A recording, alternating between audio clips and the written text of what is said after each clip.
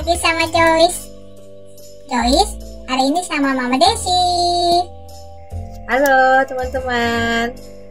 Teman-teman, hari ini Joyce mau cerita loh. Cerita tentang seorang nabi yang dipakai Tuhan, kuasanya luar biasa. Namanya Nabi Elisa. Yuk teman-teman, kita dengar ceritanya ya. Yuk, duduk yang rapi, jangan ribut. Shh, dengarkan Joyce cerita ya. Elisa mengunjungi sekolah murid yang baru di Gilgal. Murid-murid yang baru akan datang untuk belajar bersama di sekolah ini. Sekolah sudah terlalu penuh sekali dengan murid-murid yang akan belajar. Murid-murid senang Nabi Elisa datang. Nabi Elisa menjawab setiap pertanyaan-pertanyaan mereka dengan penuh perhatian dan kasih sayang. Lalu mereka menceritakan bagaimana keadaannya sudah sangat sempit tempat-tempat untuk belajar, untuk duduk, apalagi untuk beristirahat. Kami senang kalau Nabi datang. Kami senang jika kami mendapat murid-murid yang baru. Tapi kami punya masalah, Nabi Elisa.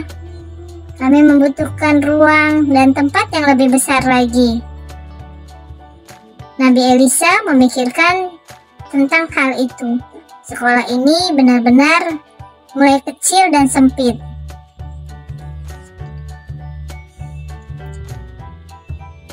Benar, tempat ini sangat kecil. Mari kita pergi ke Sungai Yordan.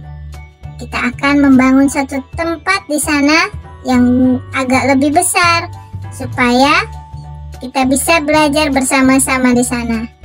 Di sana banyak pohon-pohon yang dapat dipotong untuk membangun tempat yang lebih besar. Satu tempat yang lebih besar kita perlukan supaya banyak murid dapat datang untuk belajar dan duduk bersama-sama untuk belajar.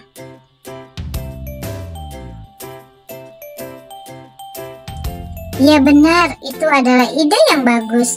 Mari kita bersama-sama pergi ke tepi Sungai Yordan.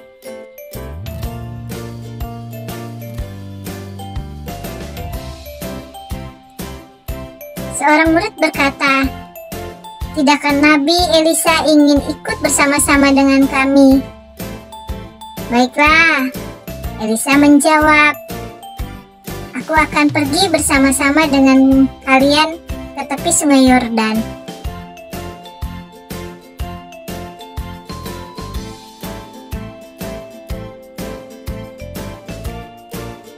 Maka mereka mulai bekerja di tepi Sungai Yordan, memotong pohon-pohon untuk dijadikan kayu untuk membangun rumah yang akan mereka gunakan nanti.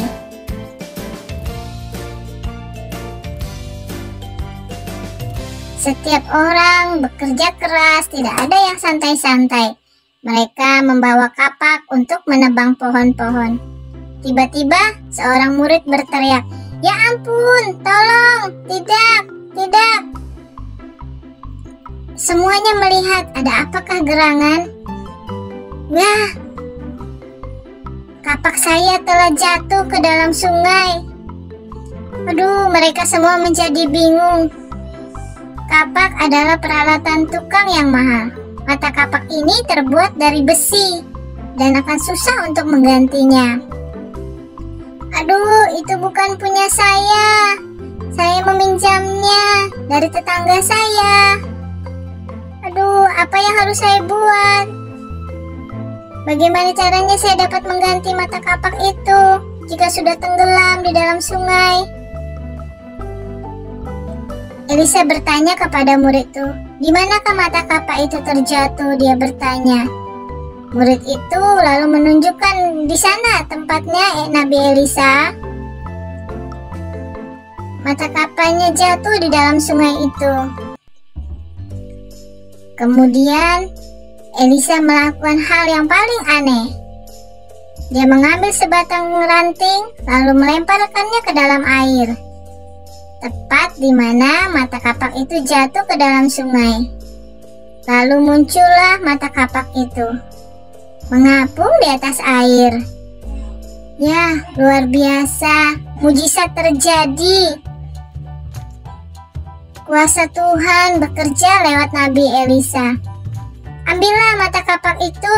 Nabi Elisa memerintahkan muridnya untuk mengambil kapak itu. Maka anak muda itu, muridnya itu, mengambil mata kapak itu ke dalam sungai.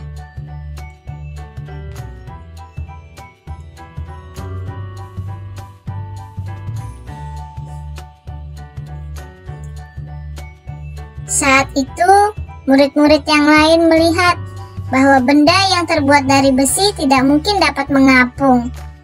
Tetapi, bagaimana mata kapak ini bisa mengapung?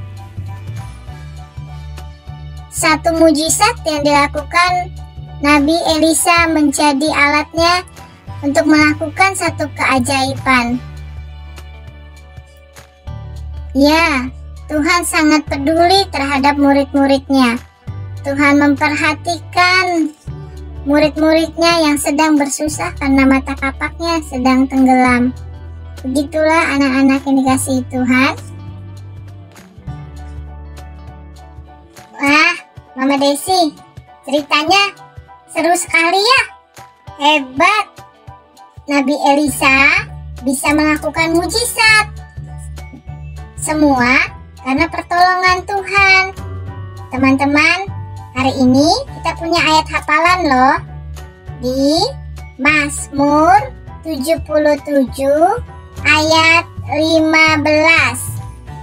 Engkaulah Allah yang melakukan keajaiban. Ingat ya teman-teman, jangan lupa dihafal ayat hafalannya. Ayo kita ulangi sekali lagi.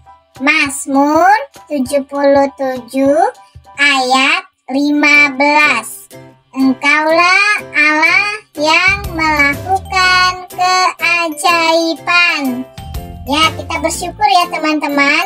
Kita punya Tuhan yang dapat melakukan keajaiban. Jadi, saat kita dalam masalah, saat kita ada masalah kecil atau masalah besar, kita hanya berdoa kepada Tuhan, maka Tuhan akan melakukan mujizat buat kita.